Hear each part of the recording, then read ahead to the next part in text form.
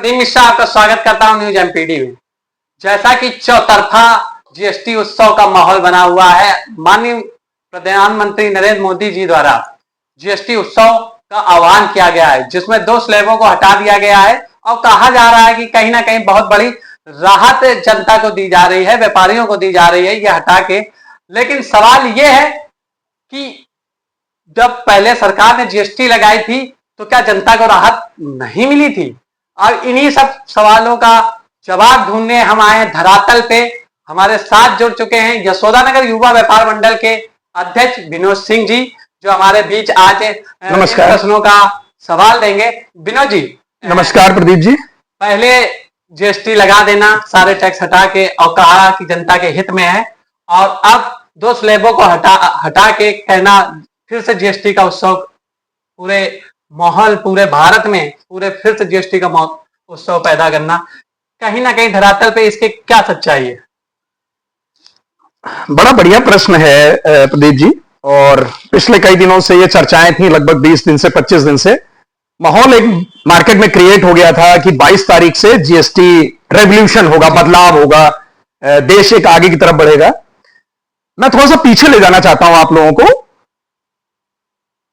2017 में जब जीएसटी लगा तब देश की स्थिति समझिए। रात में 12 बजे जीएसटी लगाया जाता है और स्वयं प्रधानमंत्री जी आकर के कहते हैं कि आज से देश एक नई राह पे चलेगा, एक नए बदलाव की तरफ चलेगा जी। और जीएसटी का स्लैब स्टार्ट होता है। जीएसटी के स्लैब में 5%, 12%, 18% और 28% ये स्लैब रखे गए। उसके बाद तमाम ड्यूटीज हैं जो लोग नहीं जानते हैं, तमाम ड्यूटीज हैं। जैसे मैं आपको दिखाना चाहूंगा, ये मोटी मोटी किताबें हैं, ये जीएसटी की बुक्स हैं, ये बजट 2023-24 है, ये बजट 2024 ये भी है, ये सब इनकम टैक्स की किताबें हैं। सबसे बड़ी बात है कि जनता का इनसे साहूकार नहीं, जनता इसको पढ़ नहीं पाती, जनता समझ नहीं पाती कि एक्चुअल में दरें क्या है और होता क्या है। आम जनता कैसे समझ? आम जनता को ही समझाने के लिए बता रहा हूं। जब 2017 में सरकार जीएसटी लेकर के आई तब भी यही बखान किया गया कि 70 सालों में जो देश नहीं कर पाया। एक तो ये 70 साल का मीटर अटका हुआ है, 75 साल हो जाए, 78 साल हो जाए, और एक्चुअल में 70 सालों पर हम 70 और 75 नहीं अटके हुए हैं। हाँ, ये डाउट है। जनता की आती तो हर बार यही मुद्दा छेड़ दिया जाता कि ये कांग्रेस की देन है, ये इनकी देन है। इस देश में अगर हम स्टेट यूपी की बात करें तो उत्तर प्रदेश ट्रेड टैक्स, जिसको यूपीटीटी बोलते थे, उसके बाद वैट पिन नंबर आया, उसके बाद जीएसटी आया 2017 में।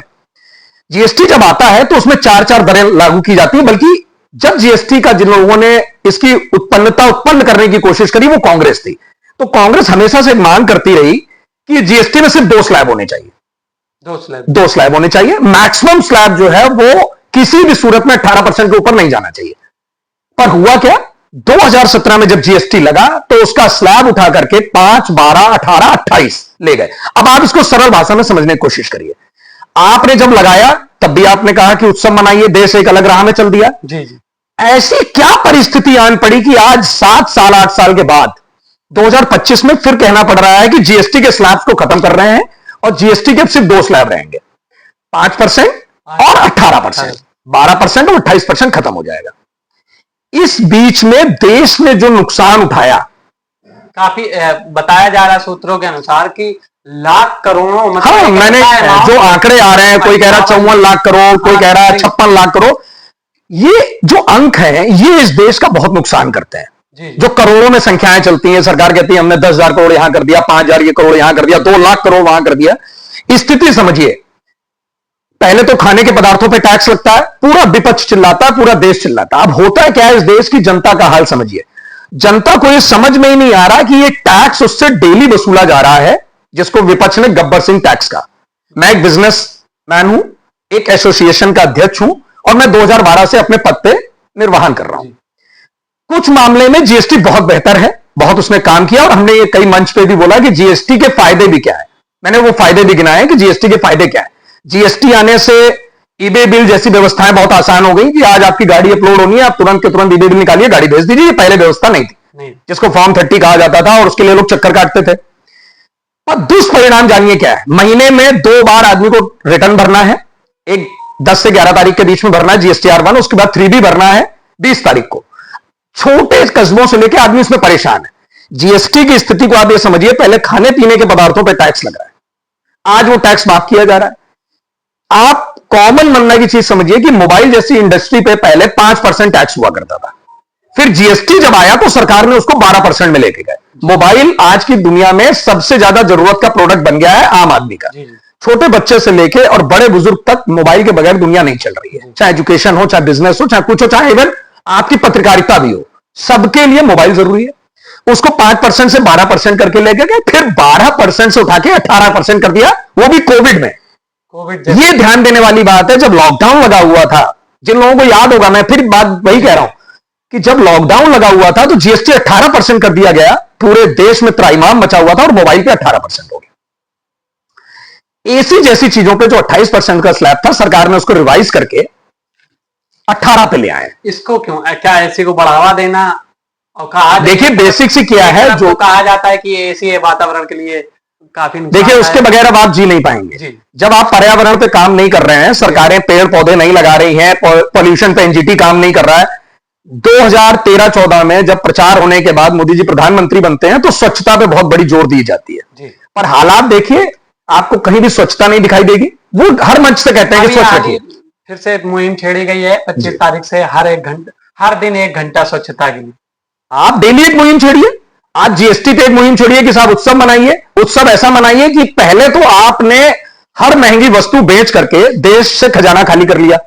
अब आपको जब यह समझ में आया कि अब लोगों के पास पैसा नहीं रह गया है, मैं आपको प्रदीप जी एक बात बता देना चाहता हूं, देश का हर आदमी कर्ज में है, चाहे वो क्रेडिट कार्ड के लोन में हो, चाहे वो गोल्ड लोन में हो, चाहे वो कैश लोन में हो, चाहे वो पर्सनल लोन में हो, कार लोन में हो, एजुकेशन लोन में हो, हेल्थ लोन में हो, होम लोन में हो, वो लोन में ही जिंदा है। तो देश की स्थिति इतनी बुरी हो गई है कि अगर ये स्थिति सरकार इसको रिवाइज नहीं करती तो लोगों के पास परचेजिंग पावर नहीं रह गई थी।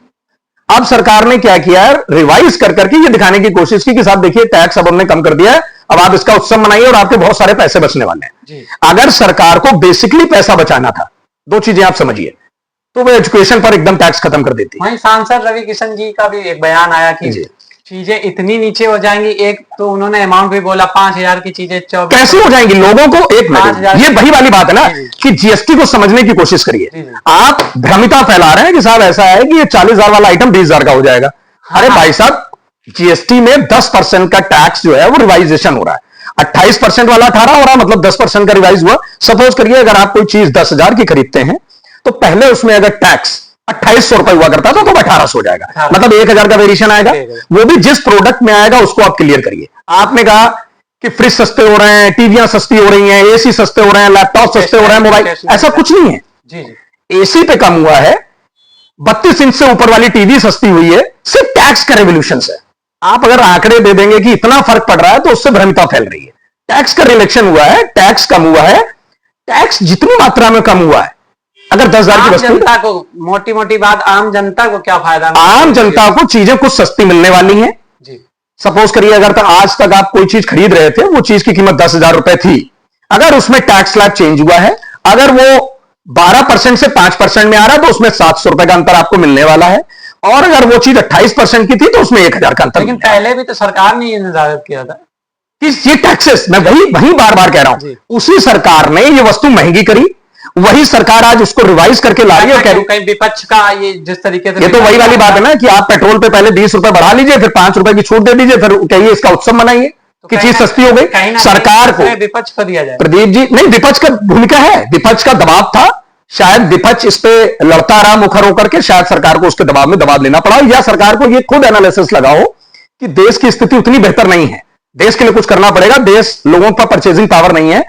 क्योंकि जो माहौल देश का चल रहा है उसमें सरकार ने शायद ये सोचा कि रेवोल्यूशन का टाइम है। 2 रेवोल्यूशन किए इस बार सरकार ने। एक इनकम टैक्स में किया है कि अब 12 लाख रुपए तक की आय जो है वो टैक्स फ्री हो जाएगी, पर ये सरकार नहीं क्लियर कर पा रही है कि 12 लाख के ऊपर जैसे ही आदमी जाएगा उसके बाद उसका स्लैब क्या होगा, पूरी रकम पे क्या टैक्स लग जाएगा, ये क्लियरिफिकेशन नहीं हो रहा है। उसमें सुना है कि परसेंटेज का वही परसेंटेज। देखिए मैं आपको एक चीज देखता हूं, आप गल्फ कंट्री में जाएंगे, जितनी भी दुबई हो गया, ओमान हो गया, ऐसी जो कंट्री है, कतर हो गई, यहां पे आप मानेंगे नहीं, यहां पे इनकम टैक्स नाम की चिड़िया है ही नहीं, इनकम टैक्स ही नहीं है।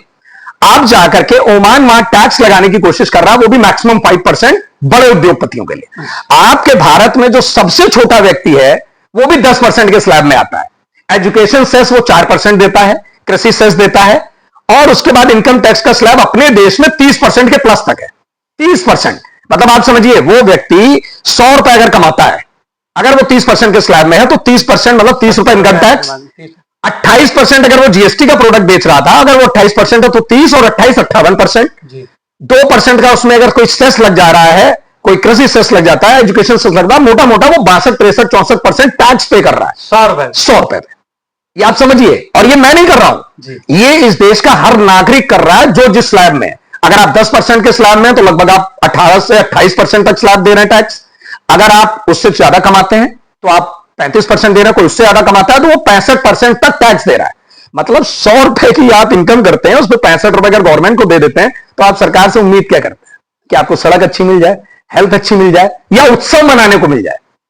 ये तो ठीक वही प्रकार बात है ना। बात हुई कि जैसे कोरोना में उत्सव हुआ, नोटबंदी में उत्सव को एक करार दिया। देखिए, तो मैंने बार बार कहा है कि सरकार जब कोई अच्छा काम करती है तो हम उनकी प्रशंसा करते हैं, जब भी करती है अच्छा। पर जब सरकार गलतियां करने के बाद और फिर कहती है कि साहब इस पे उत्सव मनाइए, तो वो बड़ा मुश्किल हो जाता है। नंद गोपाल नंदी जैसे पत्रकार एक सवाल करता है कि इतने लाखों करोड़ों का जो टैक्स, ये सवाल का जवाब उन्हें देना चाहिए। वो यूपी सरकार में कैबिनेट मिनिस्टर हैं, वो ये बात बताएं कि ऐसी क्या स्थिति आ गई। सवाल है ये, ऐसा कुछ कहा किस चीज का कि ये सवाल बेतुका है? नहीं, बेतुका कैसे हो सकता है? आपने उसी जनता से आपने टैक्स लिया, मोबाइल पे टैक्स आपने बढ़ाया 5% से उसको 18% पे ले गए, तो आपने बढ़ाया ना साहब, हमने तो बढ़ाया नहीं। आज आप कह रहे हो सब कम हो जाएगा, पर मोबाइल आपने छोड़ दिया, जो कि एसेंशियल सर्विस है, बच्चों के एजुकेशन से लेके आम मरना की सबकी जरूरतों का सबसे महंगा प्रोडक्ट है। आप चाहते तो मोबाइल को 5% में नहीं आते, आप चाहते तो पेट्रोल को टैक्स के दायरे में ला करके जो 100 रुपए में पेट्रोल बिक रहा है उसको आप 60 रुपए में कर देते। देश का प्रत्येक नागरिक, एक गरीब से गरीब, एक रईस से रईस आदमी 40 रुपए प्रति लीटर के हिसाब से बचाता, उसको डेली बचत होती। आप करिए, किसने रोका? माननीय नरेंद्र मोदी जी की ट्विटर में कवर फोटो भी चेंज हो गई, हर घर स्वदेशी, घर घर। देखिए, ये बहुत बहुत बढ़िया प्रश्न आपने किया प्रदीप जी। स्वदेशी, इस पे बढ़िया जवाब मैं आपको देना चाहूंगा। स्वदेशी बड़ा गंभीर मुद्दा है जी। इस देश के अंदर जब पूरा बाजार विदेशियों के हाथ में है, पूरा कॉर्पोरेट जो है वो विदेशी पकड़े ले रहे हैं, हमारा खुदरा बाजार। मैं आपको एक और बात बता रहा हूं, हो सकता है अगले 5 साल के बाद मोदी जी ये भी कहें कि आज हमने अमेजॉन पे बैन लगा दिया, फ्लिपकार्ट पे बैन लगा दिया, उत्सव मनाइए। आप, हाँ बिल्कुल होगा, क्योंकि देश का बाजार खत्म हो रहा है। ईस्ट इंडिया कंपनी जब भारत के अंदर आती है, ये पहली बात है, वो व्यापार करने आती है, फिर वो इस देश को 200 साल के लिए गुलाम कर देती है। फिर हमें आजादी लेने के लिए कितने लोगों की शहादत देनी पड़ती है, भगत सिंह हो, चंद्रशेखर आजाद हो, बिस्मिल खां हो, अशफाकुल्लाह खान, इन सब लोगों ने अपनी जान गंवाई, तब इस देश को आजादी मिली। सुभाष चंद्र बोस जैसे लोग, इन लोगों ने अपनी जान गंवाई, फिर यहां पे नेता नगरी स्टार्ट हुई, जो लोग आज राज कर रहे हैं। ठीक उसी प्रकार से आज विदेश नीति चल रही है। अमेजॉन जैसी कंपनियां, फ्लिपकार्ट जैसी कंपनियां, जो 2013 में, 2017, 2016 में किताबें बेचने की, बुक्स बेचने के नाम पे भारत में रजिस्टर्ड होती हैं कि ऑनलाइन प्लेटफॉर्म से आप बुक्स खरीद सकते हैं, आज वो आपके बाजार का खुदरा व्यापार तक बटोर ले गए। 10 मिनट में ऑर्डर करिए, ब्लिंकिट सामान भेज देगा, 10 मिनट में ऑर्डर करिए, अमेजॉन सामान भेज देगा, 10 मिनट में ऑर्डर करिए। इससे ये कौन कर रहा है? धरातल पे नुकसान है। जो रोजगार के लोग हैं, जो छोटा व्यापारी है, जो एक कमरे के अपने मकान में दुकान चला रहा था, वो प्रभावित हो रहा है। और इस तरीके से प्रभावित हो रहा है कि प्रदीप, अगर आप जा करके इंटरव्यू ले लें धरातल पे, तो आपको बताएगा कि उसकी एक्चुअल सेल की स्थिति क्या है। वो अमेजॉन से टक्कर लेने के लायक नहीं है, वो फ्लिपकार्ट से टक्कर देने के लायक नहीं है, पर उसके पड़ोस में बैठा हुआ आदमी अमेजॉन और फ्लिपकार्ट से सामान मंगा रहा है। लोग चंदा लेने के लिए बाजारों में आना चाहते हैं और सामान अमेजॉन से मंगवाना चाहते हैं। आप स्थिति देखिए, पूरा पंजाब अगर बह गया, नहीं, पंजाब के लिए एक मैसेज है, पूरा पंजाब जब बह गया तो जो डोनेशन के लिए लोग आ रहे हैं वो आम लोग आ रहे हैं, आम लोग, सिख आ रहे हैं, कम्युनिटीज आ रही हैं, पंजाब के बाहर के लोग आ रहे हैं और बढ़ चढ़ के अपना योगदान दे रहे हैं। पर ये सोचने की बात है कि क्या आपने कहीं कवर पेज पे ये सुना कि अमेजॉन ने 200 करोड़ का चंदा दिया या फ्लिपकार्ट ने दिया? कहीं नहीं मिला ना। तो ये उस नागरिक के लिए भी जिम्मेदारी है कि वो आंखें खोले कि जब वहां पे कोई संकट आया तो वहां के लोग निकल के आए, दूसरे राज्यों के लोग निकल के आए, व्यापारी निकल के आए, सिख कम्युनिटी जो पूरे इंटरनेशनल लेवल पे थी वो निकल के आई। अमेजॉन, फ्लिपकार्ट, मंत्रा, मेसू ये नहीं आए, ये पर आपको व्यापार बेचने के लिए आ रहे हैं कि 22 तारीख से साथ सेल है, आप हमारे पास आ जाइए। तो स्थिति देश की ऐसी है कि पूरे देश का जो व्यापार है वो विदेशी कंपनियों के हाथ में है और स्वदेशी बनने की कोशिश की जा रही है। स्वदेशी आप कैसे बनेंगे? आप सामान चाइना का बेचना चाहते हैं, आप पहले तो ये क्लियर कर दीजिए कि मेक इन इंडिया चलेगा कि मेड इन इंडिया चलेगा, दो चीजों में फर्क है। ये बड़ा गंभीर प्रश्न आप करिएगा कभी किसी से, अगर कोई भाजपा का बड़ा नेता मिले, कि मेक इन इंडिया और मेड इन इंडिया में क्या होता है। इसका भी डिफरेंस हमारे यस, दर्शकों को बता दीजिए। मेड इन इंडिया वो वस्तु है जिसमें भारत में बनने के साथ उसका पूरा निर्माण हो रहा है और उस कंपनी का ओनर भी भारतीय हो। Made in India. Made India. Make in India में क्या हो रहा है, बहुत सारी विदेशी कंपनियां आपके यहां असेंबल कर रही हैं और भारत में काम कर रही हैं, चाहे वो कोई भी मोबाइल की इंडस्ट्री हो, चाहे वो कोई भी इलेक्ट्रॉनिक्स कंपनी हो, उस तरीके से व्यापार। पूर्णतः स्वदेशी कैसे होगा? पूर्णतः स्वदेशी के लिए देश को जागरूक होना पड़ेगा और सरकार को ये जो विंडो खोल रखा है 100% एफडीआई का, इस पर रोक लगानी पड़ेगी। अगर आप फ्लिपकार्ट, अमेजॉन, मंत्रा, मीशो जैसी कंपनियों को अगर बढ़ावा देते रहेंगे तो फिर देश में खुदरा बाजार खत्म हो जाएगा। और मैं लिख के दे रहा हूं कि अगला चुनाव जब आएगा तो सरकार को यह फैसला लेना पड़ेगा कि अब स्वदेशी के साथ साथ स्वदेशी बाजार को अपनाइए। हम इन सब कंपनियों पर बैन लगा रहे हैं। लेकिन कहीं ना कहीं ये आम लोगों की जरूरतों को बिल्कुल एक आसान कर दे देता है। कैसा आसान है? लोग बाजार में निकल नहीं रहे हैं, उनके साथ फ्रॉड हो रहा है। ऑनलाइन कंपनियां प्रोडक्ट्स की एमआरपी हैवी दिखा करके डिस्काउंट फ्लैश कर रही हैं। लोगों को लग रहा है कि ये प्रोडक्ट 40,000 का है, उन्होंने 40,000 की एमआरपी उठाई, उसमें 30% का डिस्काउंट लगा करके उसको रेट दिखा दिया कि भाई साहब ये 21,000 तक का पड़ रहा है। पर वही ग्राहक अगर बाजार में जाके देखे तो वही प्रोडक्ट हो सकता है उसको 19,000 रुपए में मिल रहा है, पर वो वहां तक जा नहीं रहा। क्यों नहीं जा रहा है? क्योंकि इतना प्लेटफॉर्म बड़ा कर दिया गया है, इतने लोगों ने एड्स कर दिए, इनके पूरी फिल्म इंडस्ट्री इनके पीछे लगी। कहीं ना कहीं तो ये हम लोग खुद अपने से गलती कर रहे हैं। तो गलती कर दी नहीं, सरकार ने वैसा रास्ता बना दिया है, उस हिसाब से हमको इसमें कहीं ना कहीं कुछ सोचना पड़ेगा। और अगर हम नहीं सोचेंगे तो ये गंभीर विषय है, इस पर काम करना पड़ेगा, नहीं तो सरकार छोड़िए ये देश बहुत संकट में पड़ जाएगा। आसान शब्दों में आम जनता को ये बताइए कि अब क्या फायदा है जीएसटी उत्सव? हाँ देखिए, कुछ चीजों में जनता को मैं कहता हूं कि जो समय बीत गया वो बीत गया। जो भी नुकसान हुआ, जनता का हुआ, देश का हुआ, मार्केट का हुआ, वो सब अलग विषय है। क्योंकि देखिए, बीता हुआ वक्त ना आप उसे वापस ला सकते हैं, ना पीछे की चीज को कोस करके। जैसा धरातल पे आप देखते होंगे कि अक्सर नेहरू जी को कोसा जाता है जी। मेरा यह मानना है कि देश की राजनीति में जनता ने भारतीय जनता पार्टी को ताकत दी है, पिछले वो 10-12 सालों से केंद्र में है। तो पुरानी चीजें ना याद की जाए, आप जितना बेहतर इस देश को बना सकते हैं उस पर काम करें। अगर आप नेहरू जी में अटके रहेंगे या कांग्रेस में अटके रहेंगे तो इसमें आम जनता का बहुत नुकसान है जो हो रहा है। सरकार ने विचार किया। हाँ, मतलब मुझे लगता है कि पुरानी चीजें ना याद करके आगे बढ़े। यही चीज मैं आज फिर कह रहा हूं कि जीएसटी में जो भी हो गया, अब गलतियां हो गई, टैक्स ज्यादा ले लिया, सरकार की क्या मंशा थी मुझे नहीं पता। सरकार हो सकता है इसको बहुत बढ़िया देश बनाने की सोच रही हो और उन्होंने पैसा निकाला, कमाया, पर नहीं बना पाए, बना रहे होंगे, वो अलग विषय है, वो बहुत ऊपर की चीजें, वो हमारे लेवल पे नहीं आती। बट आज जब सरकार ने ये काम किया तो मेरा यह मानना है कि इससे कुछ ना कुछ राहत सरकार व्यापारियों से लेकर के और जनता को देने जा रही है। जनता अगर मान लेते हैं कि कोई फ्रिज खरीदने जा रही है, कोई एसी खरीदने जा रही है, कोई टीवी लेने जा रही है, तो कहीं ना कहीं उसको उस वस्तु में कुछ पैसा बचेगा। और भी किन किन वस्तुओं में? हाँ, जैसे खाने पीने की चीज है, दूध, मट्ठा, पनीर, ऐसी चीजें हैं, इन पे कुछ रेट रिवाइज हुए, 5% के स्लैब में आए। स्टेशनरी वगैरह, देखिए, छोटी चीजों पे आप समझिए, ये भी बड़ा गंभीर प्रश्न है। 10 रुपए का बिस्कुट है, उस पर टैक्स रिवाइज होता है, वो 12% के स्लैब में था, 5 में आ गया। मतलब उस टैक्स पे अगर 70 पैसे का फर्क आया तो वो बिस्कुट 9 रुपए 30 पैसे का हो गया। अब आप मुझे बताइए कि वो आपको 9 रुपए 30 पैसे में मिल पाएगा? वो मिलेगा तो 10 ही रुपए में, लेकिन अगर वो 70 पैसे अगर एक बड़े अगर वो पूरा पैकेट कंपैरिजन कोई ले रहा है तो उसका बेनिफिट है। मैंने क्या बोला, आप छोटी छोटी चीजें छोड़ दीजिए, कहीं ना कहीं टैक्स बच रहा है। तो व्यापारियों के जो एनुअल रिटर्न्स रेडी होते हैं, जो मंथली जीएसटी पे, छोटे व्यापारियों सबके ऊपर इसका फर्क पड़ेगा। सपोज करिए एक व्यापारी एक महीने में 10,000 रुपए कमाता है जी। पहले वो उसका जो जीएसटी बना वो 18% का, अगर 28% का स्लैब है तो उस पर उसको 2800 रुपए देने, 10,000 रुपए पे 2800 रुपए। अब वही व्यक्ति अगर उसका आइटम 18% में आ गया तो उसका टैक्स कितना जाएगा? 1800 रुपए का चालान जाएगा, 1,000 की बचत हुई। ये सबसे छोटे लेवल पे मैंने बताया। ये तो हुई बात दुकानदार। जनता को क्या फायदा होगा? जनता जो रोजमर्रा की जरूरतों की चीजें खरीद रही है, सपोज करिए आप एक एसी खरीदने गए, वो पहले 35,000 रुपए का था, अगर वो आपको आज मोटी मोटी 32,000 रुपए का मिल रहा है तो आपका 3,000 का वेरिएशन खड़ा हुआ है जीएसटी की वजह से, तो आपको बेनिफिट हो रहा है। मैंने फिर एक बात कही, सरकार ने एक कदम बढ़ाया है, पर जनता को भी यह सोचना होगा कि क्या हम हर बार लुटने के बाद समझदार बनेंगे? क्या वो सरकार से डिमांड कर सकती है, सरकार इस पे भी बिंदु लगाए कि कैसे भारतीय बाजार को बचाना है। अगर आप स्वदेशी की तरफ जा रहे हैं तो इन विदेश नीति, इन विदेशी कंपनियों पे भी आपको कहीं ना कहीं शिकंजा कसना पड़ेगा, क्योंकि हम जिस देश में रहते हैं इसकी आधारशिला बड़ी अजीब टाइप की है, मिला जुला देश है। इसमें आप देखेंगे तो कहीं सड़कें हैं, कहीं सड़कें नहीं है, कहीं ग्रामीण क्षेत्र है, तो हम पूरी तरीके से डिजिटल नहीं।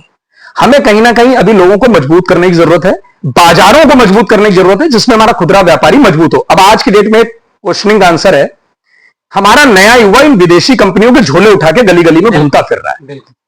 क्या हम अपने देश के युवा को इन कंपनियों का झोला उठाने के लिए तैयार कर रहे थे? हम दुनिया के सबसे बड़े यूथ, हमारे पास सबसे ज्यादा युवा है, तो हमारा युवा इनका झोला तो उठाएगा नहीं। वही सरकार कह रही है कि हम इनको रोजगार, ये क्या रोजगार करेंगे? ये झोला उठाने लायक बचे हैं। ये रात में 12-12 बजे किसी के घर पे जाके कह रहे हैं साहब आपका पैकेट आया है, पर उस पैकेट का जो शुद्ध मुनाफा है वो विदेशी कंपनियां ले रही हैं। हाँ, रोजगार के नाम पे ये है कि बेरोजगारी इतनी बुरी हो गई है कि उसको झोला उठाने का भी रोजगार मिला तो वो उसको रोजगार समझ रहा है। पहले क्या होता था? पहले बच्चे सेना की तैयारी करते थे, डिफेंस की करते थे, एसएससी करते थे, बैंक करते थे, प्राइवेट सेक्टर्स की जॉब होती थी। इनसे समस्याएं उत्पन्न होंगी। एआई के आने से जॉब्स क्रिएशन बहुत डाउन हो जाएगा, जॉब्स बहुत सारी जाएंगी, लोग परेशान होंगे। मेरा सिर्फ एक ही है, मैं बार बार लोगों से कह रहा हूं, जनता को इसका फायदा अब होने वाला है।